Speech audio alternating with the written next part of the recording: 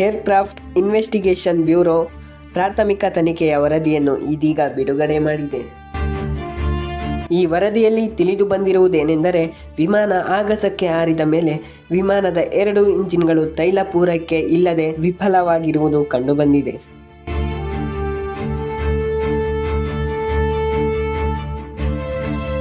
ಈ ಕಾರಣ ವಿಮಾನ ಹಾರಿದ ಕೆಲವೇ ಕ್ಷಣಗಳಲ್ಲಿ ಕಟ್ಟಡಕ್ಕೆ ಅಪ್ಪಳಿಸಿ ಒಡೆದು ಚೂರಾಗಿದೆ. ವಿಮಾನದ ಇಂಜಿನ್ಗೆ ಪೂರೈಕೆ ಆಗಬೇಕಿದ್ದ ತೈಲ ಕಟ್ ಆಫ್ ಆಗಲು ಕಾರಣ ಏನು? ತೈಲ ಸರಬರಾಜು ಆಗಲು ಇದ್ದ ಸ್ವಿಚ್ ಆಫ್ ಆಗಿರುವುದಾದರೂ ಹೇಗೆ? ಇಲ್ಲಿವರೆಗೂ ಯಾವುದೇ ವಿಮಾನ ಅವಘಡ ಸಂಭವಿಸಿದರೂ ಅದಕ್ಕೆ ಸ್ಪಷ್ಟ ಮಾಹಿತಿಯನ್ನು ಒದಗಿಸಿಕೊಡ್ತಾ ಬಂದಿರೋದು ಈ ಬ್ಲಾಕ್ ಬಾಕ್ಸ್. ಈ ಬ್ಲಾಕ್ ಬಾಕ್ಸ್ ಅಂದರೆ ವಿಮಾನದಲ್ಲಿ ಅಳವಡಿಸಿರುವ ಆರೆಂಜ್ ಕಲರ್ನ ಒಂದು ಬಾಕ್ಸ್. ಈ ಬ್ಲಾಕ್ ಬಾಕ್ಸ್ನಲ್ಲಿ ವಿಮಾನ ಅವಘಡಕ್ಕೂ ಮುಂಚೆ ಕಾಕ್ಪಿಟ್